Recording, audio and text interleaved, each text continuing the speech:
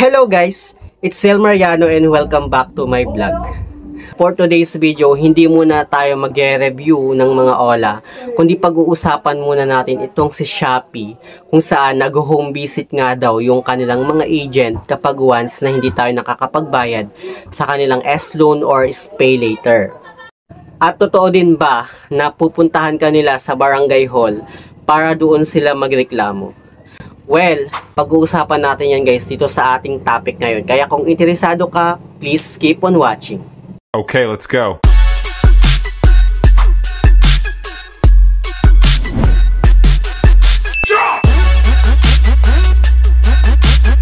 Bago natin simulan itong topic natin ngayon guys, sasagutin ko lang yung madalas na mga tanong ng karamihan sa atin kung ano nga ba yung mga OLA or online loan applications na nag-home visit.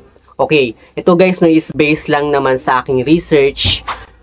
Yung mga OLA or online loan applications na nag-home visit nga ay itong si Digido, si Cashmart, at si Cash Express. But meron na din akong na-discover na pati din pala itong si Shopee ay nag-home visit din yung kanilang mga agent. But for me guys, mostly yung mga binibisita lang talaga nila ay yung malapit lang sa kanila or yung mga around Metro Manila lang.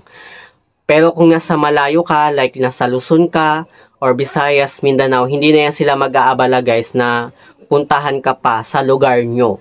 Kasi masasayangan din yan sila sa kanilang mga pamasahe. At hindi rin sila guys mag-aaksaya ng panahon at oras na puntahan ka sa, lalo na kung sobrang layo mo sa kanila. Like nasa Mindanao ka tapos yung loan mo lang sa kanila na hindi mo na settle is 3,000. Alangan namang pupuntahan ka pa nila para lang doon. Syempre hindi. Kasi syempre malaki yung magiging expenses nila kumpara doon sa niloan mo lang or yung loan amount na hindi mo na settle sa kanila, mas magagastusan sila para kung sakaling aabalahin ka pa nila na puntahan sa lugar mo na sobrang layo.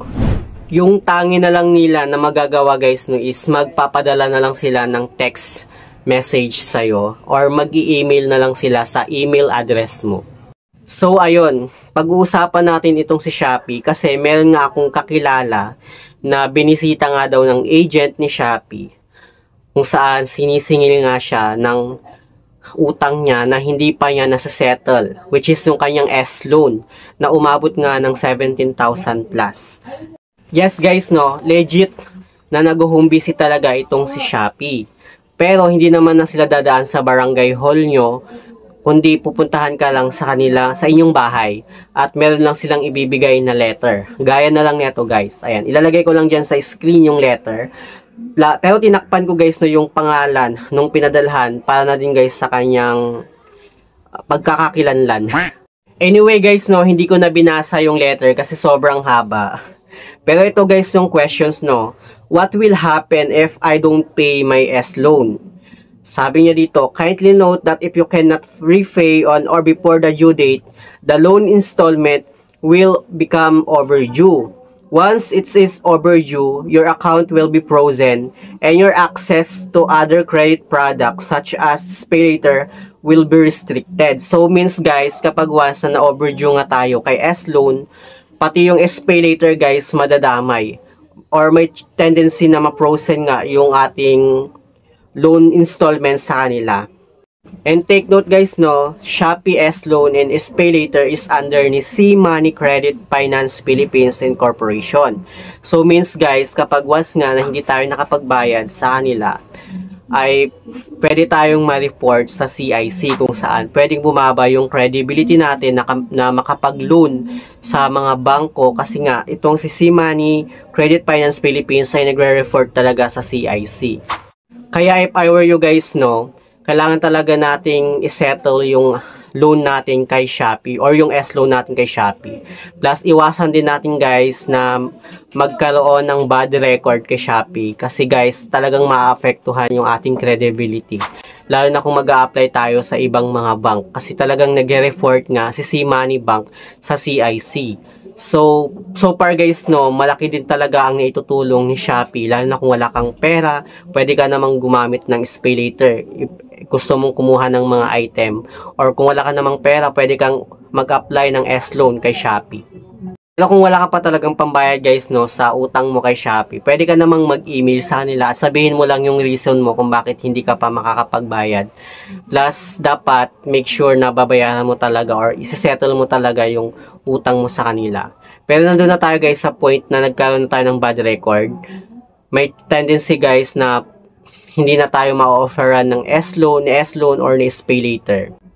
At yun yung magiging consequence natin guys. Pero kung sakali na na-settle mo na yung amount na nahiram mo, malay mo, inoperan ka pa rin ni Shopee, edi goods pa din, diba guys?